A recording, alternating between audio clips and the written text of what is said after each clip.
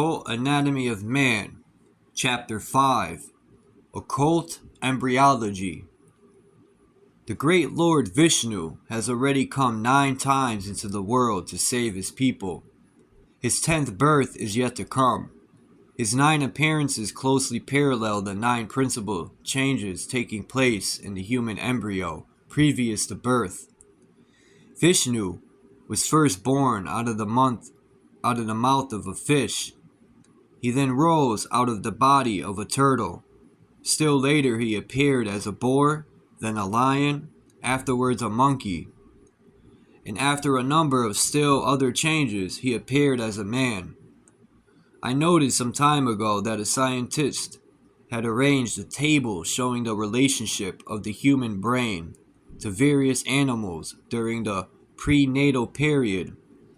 He followed exactly the list of incarnations of Vishnu, while totally unaware that he was linking together Oriental occultism and Occidental embryology. The cosmogony myths of nearly every nation are based upon embryology. The formation of the cosmos is said to have taken place in the same way that man is formed, only on a larger scale. For example, in the Vishnu Puranas, we are told that creation took place within the womb of Mem.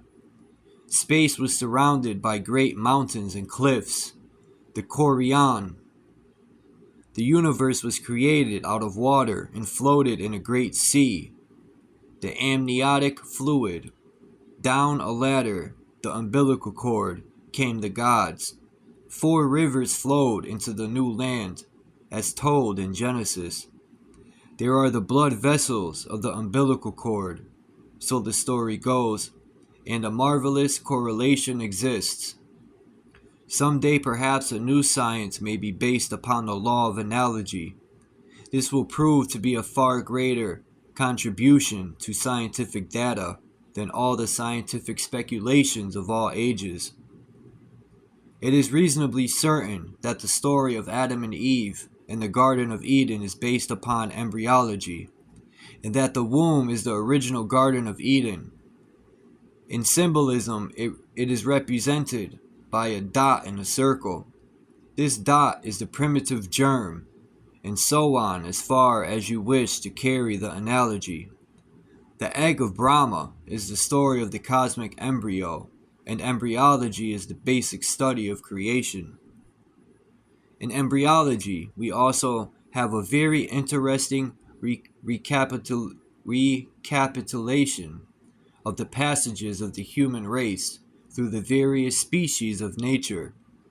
Here we find at certain periods the Hyperborean creatures.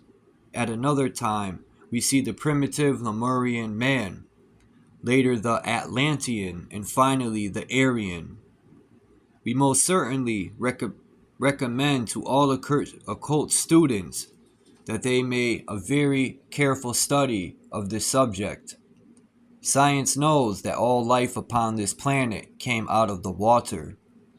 The human embryo is enveloped in water through all the primitive stages of its growth, and in it we find the story of the evolution of all things.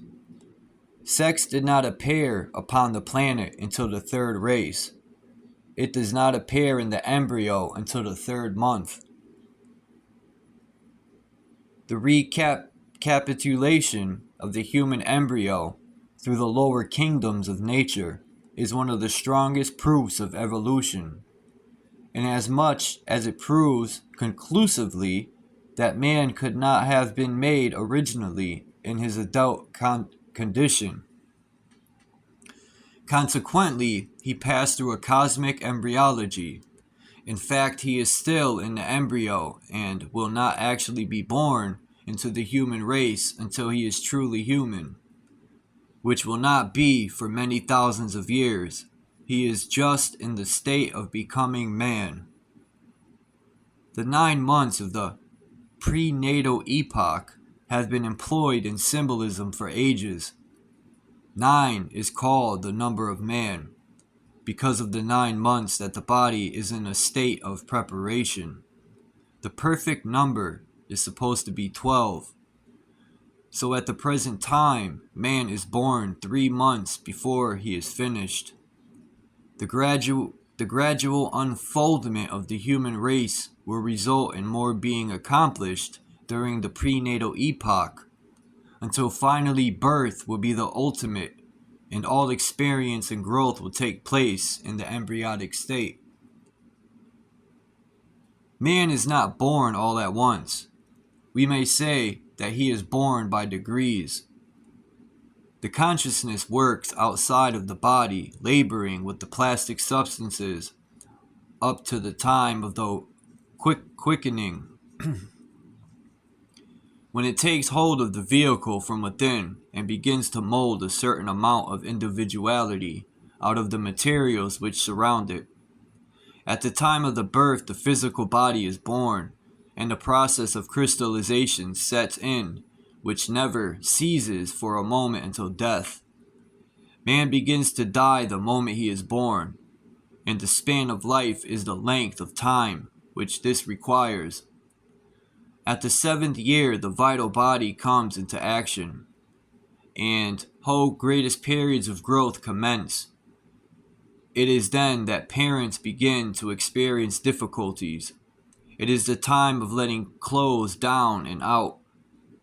Children shoot up like weeds, for they are literally recapitulating their plant existence, whereas before that time, they were recapitulating their mineral state. At about the 7th year, the child begins to manufacture vital essences within his own body. Up to that time, he lives upon life forces secreted in the ductless glands of the throat before birth. In other words, he maintains himself upon life, which he has stored away from the parent. At about 7, he starts to work for himself. He is on the go every minute, and if youth could only bottle up its energy and preserve it for old age, what a wonderful world we would live in. Between 12 and 14, in the temperate zones, the liver starts activity. The emotional body is born. It is during these adolescent years that youth faces its greatest problem. Emotionalism runs riot. The consciousness is recapitulating its animal existence. It may truly be said that these are the days of puppy love. These are the years often filled with great mistakes. For lives are blighted between the 14th and 21st years than at any other period of life. It has been observed that the children of strongly emotional races are often brilliant and at the head of their classes until adolescence. When, however, the emotional nature becomes active at about the 14th year, these children frequently lose interest and ability in formal education. Any school teacher who has taught foreign children will vouch for this condition among certain nationalities. The moron is an example of the loss of mental function with the birth of the astral body, and there are many of these examples. During these years of emotional riot, parents must rule their children with firmness and kindness, or those same children would turn someday upon their parents and blame them for ruined lives. Between 18 and 21, according to climatic conditions, the mental body takes hold, and we say that the individual has reached the age of majority. He is then permitted to vote. His father presents him with a gold watch and sends him out into the world to seek his fortune. Not one person in a million realizes why 21 is set at the age of majority. But every occultist knows the reason. The spiritual consciousness, the true I Am, does not take hold of its new body until the 21st year.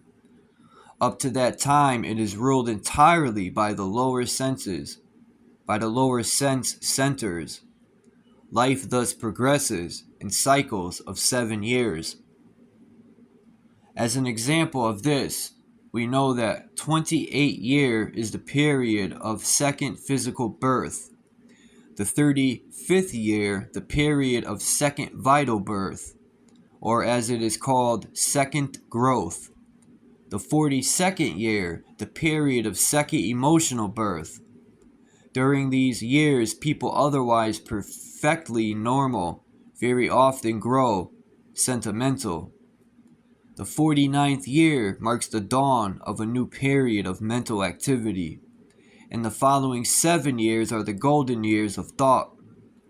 They are the periods of philosophic reason, the crowning years of life, and so on, cycle after cycle. If the individual waits long enough, he may pass through his second, third, and fourth childhoods.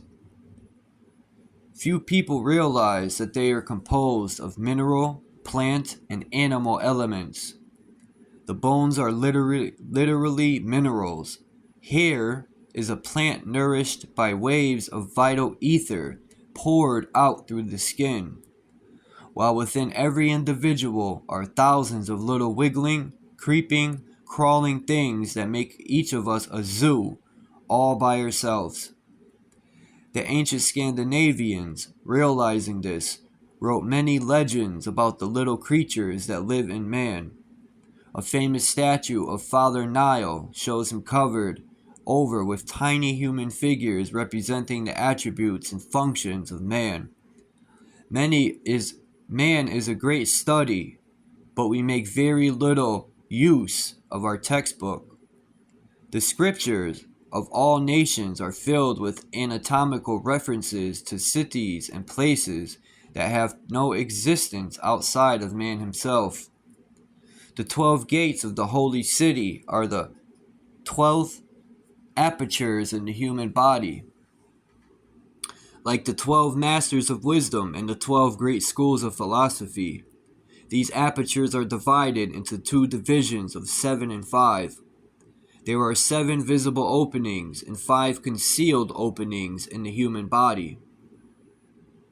One of the Greek philosophers told his disciples to remember distinctly that there were 6 openings leading to the human brain, but only 1 leading out of the human head, and that 1 led from the stomach. Therefore, they were to listen twice, once with each ear, look twice, once with each eye, sense twice, once with each nostril, but to speak only once, and that what they spoke would come from the stomach and the brain. The advice still holds good. The Hebrews used the human head as a favorite symbol to express the divine attributes, calling it the great face.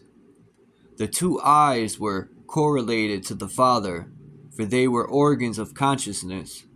The 2 nostrils to the Son, because they were organs of sense and also vehicles for prana, the life force in the ether. The mouth was used to symbolize the Holy Spirit, the one who sent forth the spoken word and formed the world.